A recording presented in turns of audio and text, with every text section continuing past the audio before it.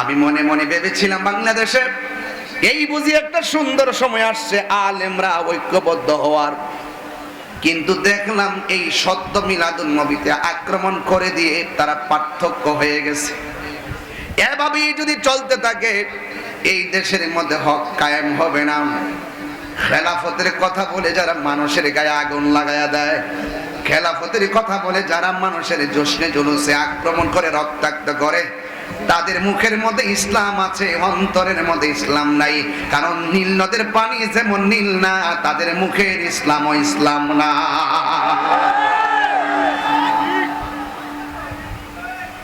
যদি তাদের মুখের ইসলামটা মানবিক হতো, তাইলে কোনদিন জশ্নে জুলুসের রেলের ভিতরে 85 বছরের মুরব্বীরে পাথর মাইরা রক্তে লাল করতে পারতো না।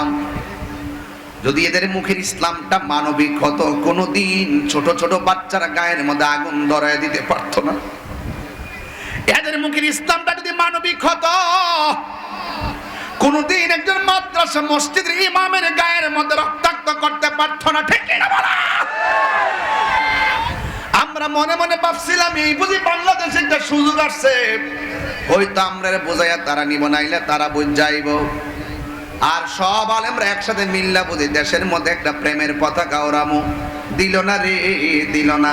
এইরকম মসজিদ আক্রমণ করলে আর এইভাবে যদি মেসেজ দিতে থাকেন বাইরে বাইরে কিলাকিলি, পাবলিক মনে করবে হুজুররা আসলে বেশি বালানা। কথা কোন ঠিক না? এইভাবে যদি কামরা কামরি করেন, আলেমদের স্বপ্ন পূরণ হবে না। এই জন্য যুবক, ঈদ মিলাদুন নবী সাল্লাল্লাহু আলাইহি সাল্লামের মাহফিলে হাজার হাজার মানুষ যারা আনন্দের সাথে এসেছেন, এটার নামই হলো ঈদ। একটা জিনিস পরিবর্তন হচ্ছে, বহুত জায়গা দেখতেছি এই মিলাদুন নবীর মাস আসার পরে বহুত নাচ সন্ধ্যা চলতেছে। মাশাআল্লাহ, চলো আমরা খুশি, আমরা খুশি, একটা জৌলুস লেগে গেছে, আমরা খুশি। তবে আমি এখনো আশাবাদী, আলেম উলামাদের একটা গুরুত্বপূর্ণ জায়গায় শুরুই হোক, যে কোনো বছরের সমস্যা হোক, আমরা আলোচনা সাপেক্ষে টেবিলে বসে সমাধান করতে পারলে আমার মনে হয় এখন যে সুযোগ এসেছে, যদি এই সুযোগ যদি আলেম উলামা কাজে লাগাইতে না পারে, 153 বছরও পারবে না। জুলুসের মধ্যে আক্রমণকে রক্তাক্ত করে আপনি বিভাজন সৃষ্টি করেছেন, এগুলো করবেন না। এগুলো ভালো লক্ষণ নয়, মনে রাখবেন, খুব সতর্ক থাকবেন। আমি কোথায় কথা বলতেছি আপনারা নিশ্চয়ই বুঝতেছেন। বলুন, রাসূলকে পাইয়া আমরা খুশি না বেজার? খুশি। কোরআন পাইয়া খুশি না বেজার? খুশি। ইসলাম পাইয়া খুশি না বেজার? খুশি। এই খুশি খুশি যে বলতেছেন, এটার নাম ঈদ। ইসলাম পাইয়া কি আমরা একদিন খুশি না প্রতিদিন খুশি? কোরআন পাইয়া কি একদিন খুশি না প্রতিদিন খুশি?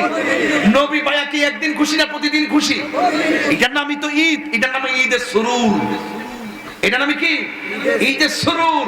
আমাদের জীবনে অনেক প্রসঙ্গ আসে আনন্দিত হওয়ার, এটার নাম ঈদের সুরুর। ঈদের সুরুর বুঝতে হবে, ঈদের শারীরিক বুঝতে হবে। ঈদের শারীরিক হাদিস দ্বারা প্রমাণিত, ঈদের সুরুর কোরআন দিয়ে প্রমাণিত।